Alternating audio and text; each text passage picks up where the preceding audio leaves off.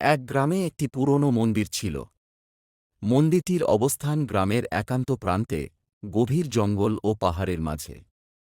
গ্রামের লোকেরা বলত, সেই মন্দিরে রাতের বেলায় ভূত বাস করে। মন্দিরের চারপাশে গাছপালা ছিল ঘন এবং একেবারে সাদা ধোঁয়াশায় ঢাকা থাকত রাতের বেলা।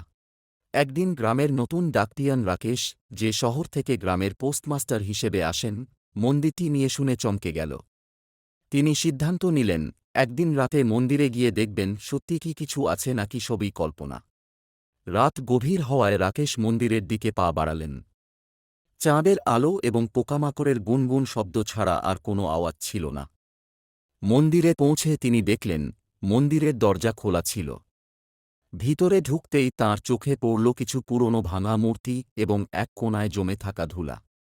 মন্দিরের মধ্যে যতটুকু আলো ঢুকছিল তা ছিল অতি কম। রাকেশ একটি মোমবাতি জ্বালালেন এবং মন্দিরের কোলাহলশূন্য পরিবেশে হাঁটতে থাকলেন। হঠাৎ করে মন্দিরের ভিতর থেকে একটি রহস্যময় সুর ভেসে আসতে লাগল। সুরটি যেন কোন সঙ্গীতের অংশ ছিল না, বরং দুঃখের আর্তনাদ। রাকেশ সুরের দিকে এগিয়ে গেলেন এবং তিনি দেখলেন একটি পুরনো ছবি, যা মন্দিরের দেয়ালে ঝুলছে। ছবিতে এক বৃদ্ধা দেবীর মুখ দেখাচ্ছিল। তার মুখ ছিল শান্ত, কিন্তু চোখ দুটো কেমন যেন অদ্ভুতভাবে উজ্জ্বল ছিল। ছবির নিচে লেখা ছিল, যিনি আমাকে মুক্তি দেবেন, তাঁকে সারা জীবনের শান্তি প্রদান করা হবে। রাকেশ ভাবতে লাগলেন, এই বৃদ্ধা দেবী কি সত্যিই ভূতের অবস্থানে আছেন? তিনি ছবির সামনে দাঁড়িয়ে রইলেন। হঠাৎ তাঁর চোখের সামনে একটি অদ্ভুত দৃশ্য ঘটল। ছবির চোখ দুটো যেন জীবন্ত হয়ে উঠল এবং তাকিয়ে রইল তাঁর দিকে। রাকেশ সশব্দে উঠে দাঁড়িয়ে দেখলেন, ছবির সামনে একটি অদৃশ্য আকারে সাদা পোশাক পরিহিত একটি ভূতাত্মা দাঁড়িয়ে আছে। ভূতটি অশ্রুভরা চোখ নিয়ে তাঁর দিকে তাকিয়েছিল। রাকেশের বুকের মধ্যে এক ধরনের তীব্র উত্তেজনা ও ভয় কাজ করতে লাগল। ভূতাত্মাটি ধীরে ধীরে বলল, আমি এভাবে কষ্ট পাচ্ছি কারণ আমার মুক্তির জন্য কেউ কিছু করেনি। বহু বছর আগে আমি এই মন্দিরের পূজারী ছিলাম এবং আমার মৃত্যুর পর কেউ আমার আত্মাকে শান্তি দিতে পারেনি। রাকেশ ভূতটির কথা শুনে তাঁর মনে হল, এই ভূতের মুক্তির জন্য কিছু করতে হবে। তিনি মন্দিরের পেছনে খোঁজাখুঁজি করে কিছু পুরনো পুস্তক এবং তন্ত্রমন্ত্রের বই পেলেন। তিনি সেই বইগুলি নিয়ে ভূতের সামনে এসে কিছু মন্ত্র পাঠ করলেন।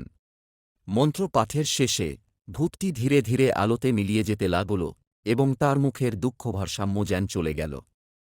রাকেশ অনুভব করলেন, মন্দিরের পরিবেশ হালকা হয়ে উঠেছে এবং শান্তির বোধ হয়েছে। পরের দিন গ্রামের লোকেরা জানল যে রাকেশ মন্দিরে গিয়ে ভূতটির মুক্তির ব্যবস্থা করেছেন। মন্দিরটি থেকে কুৎসিত ও অশান্তির ছায়া দূর হয়ে গেল এবং গ্রামের মানুষের মধ্যে শান্তি ফিরে এল।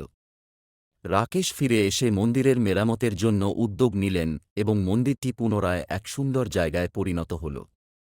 সবার মনে জায়গা করে নেয় এই ঘটনা, যা প্রমাণ করেছিল, কখনো কখনো সাহস ও সদিচ্ছা একসঙ্গে মিলিয়ে অন্ধকারকে দূর করতে পারে। রাকেশ ফিরে এসে মন্দিরের মেরামতের জন্য উদ্যোগ নিলেন এবং মন্দিরটি পুনরায় এক সুন্দর জায়গায় পরিণত হল। সবার মনে জায়গা করে নেয় এই ঘটনা, যা প্রমাণ করেছিল, কখনো কখনো সাহস ও সদিচ্ছা একসঙ্গে মিলিয়ে অন্ধকারকে দূর করতে পারে।